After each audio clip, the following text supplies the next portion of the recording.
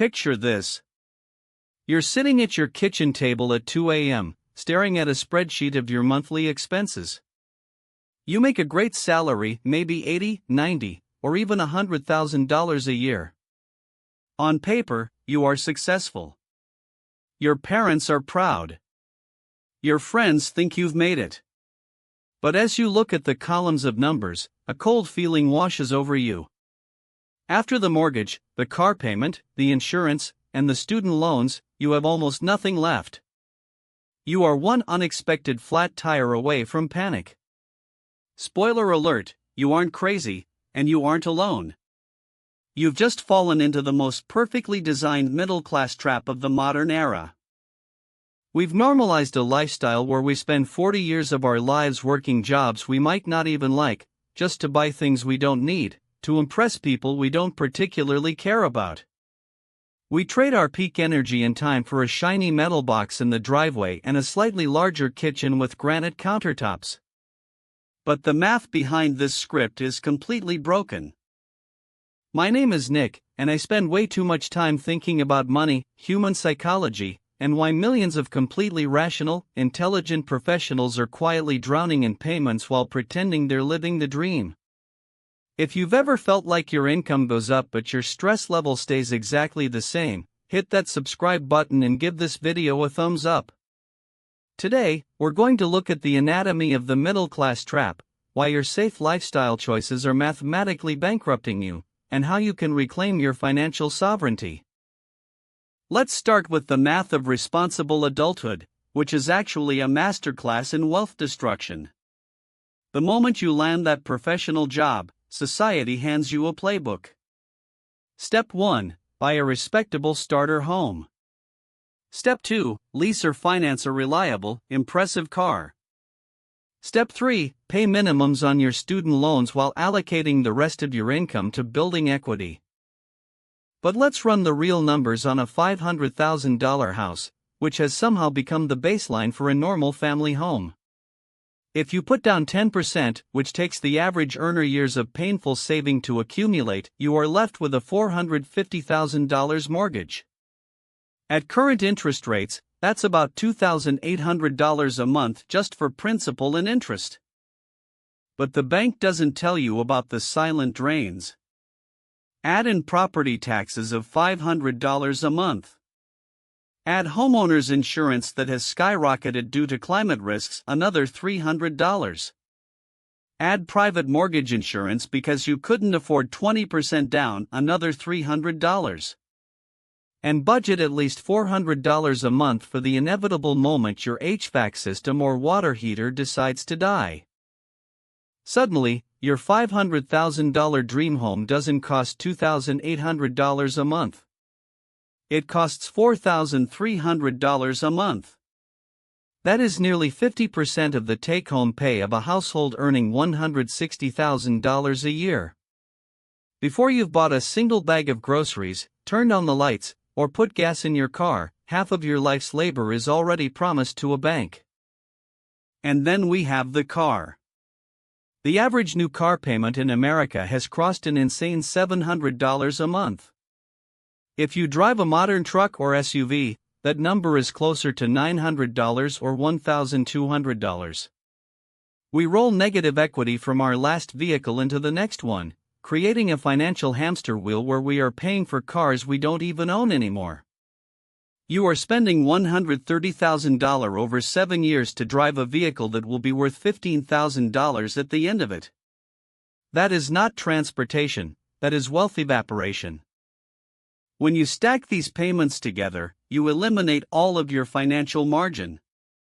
And this is where the damage shifts from mathematical to psychological. When you have no margin, your brain operates in what neuroscientists call survival mode. The median savings account in America has around $8,000 in it. 1 in 3 Americans has less than $500 saved for emergencies. This means that when you are walking down the grocery aisle, your brain is burning immense mental energy doing calculations over whether you should buy the name brand pasta or the generic cardboard version. This is called decision fatigue. When every dollar is precious, every minor purchase requires mental gymnastics. By the end of the day, your brain's prefrontal cortex is completely exhausted. You are technically a high-earning professional, yet you carry the exact same daily psychological stress as someone living in poverty. Under the weight of chronic stress, your body releases cortisol. This stress hormone doesn't just make you irritable and ruin your sleep, it literally shrinks your perspective. When your mental bandwidth is entirely consumed by short-term survival, you cannot think about long-term growth. It is biologically impossible to plan a vacation when your house is actively on fire. You become reactive. When a minor car repair or a broken laptop feels like a catastrophic emergency, you are playing defense. You cannot look at the horizon because you are too busy looking at your feet, trying not to trip over the next bell. This lack of margin creates what I call the golden handcuffs. When your fixed monthly commitments require 90% of your salary, you are no longer a free agent in the economy. You are a captive audience. Think about your career.